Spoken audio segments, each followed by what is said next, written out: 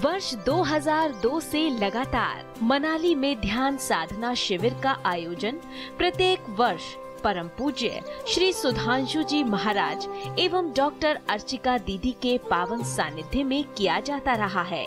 अब तक 11,000 से अधिक साधक ध्यान साधना के जरिए लाभान्वित हो चुके हैं। मई माह में मनाली के लिए सभी साधक पूज्य श्री के सानिध्य में आनंद धाम आश्रम से बेहद आरामदायक वॉल्वो बसों के द्वारा प्रस्थान करते हैं। प्राकृतिक छटा का आनंद लेते रात्रि भर की यात्रा उपरांत साधक पूज्य श्री के कृपा स्वरूप निर्मित युग ऋषि आनंदम पहुंचते हैं। यहाँ सभी साधकों के लिए सभी प्रकार की सुख सुविधाओं की व्यवस्था की जाती है। प्रकृति एवं सुख सुविधाएं आनंद तो देती हैं, लेकिन यहाँ साधकों को लाने का उद्देश्य उनके भीतर के आनंद से जोड़ना है। 4 ध्यान शिविरों के माध्यम से साधक ध्यान, प्राणायाम और अद्भुत यौगिक क्रियाओं द्वारा अपने अंतर्मन की शुद्धि कर पाते हैं।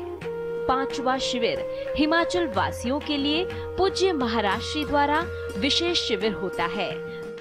चंद्रमा की 16 कलाओं से स्वयं को विकसित करना चांद्रायण तप के द्वारा साधकों को यहाँ सिखाया जाता है। चांद्रायण तप वो क्रिया है जो आत्मा और बुद्धि का शोधन कर व्यक्ति की ऊर्जा को सही दिशा देती है।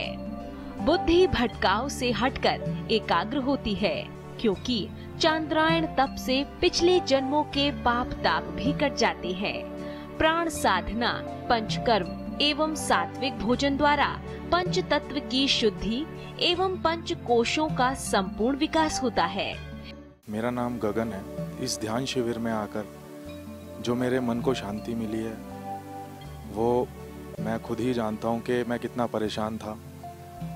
अपने काम में भी ठीक से ध्यान नहीं लगा पा रहा था। रातों को नींद तक मेरी ख़त्म हो गई थी, लेकिन जब से मैंने ध्यान शिविर अटेंड किया है तब से अब मेरे मन को इतना रिलैक्स है कि मैं अब जाके अपने काम को अच्छे से कर सकता हूँ।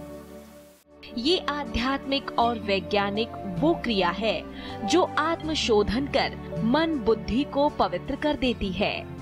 मन की झील में उठने वाले द्वंद्वों को शांत करने का एक स्वर्णिम अवसर और होता है, जब गुरुदेव द्वारा व्यास नदी के किनारे बैठकर साधकों की आध्यात्मिक जिज्ञासाओं का समाधान किया जाता है।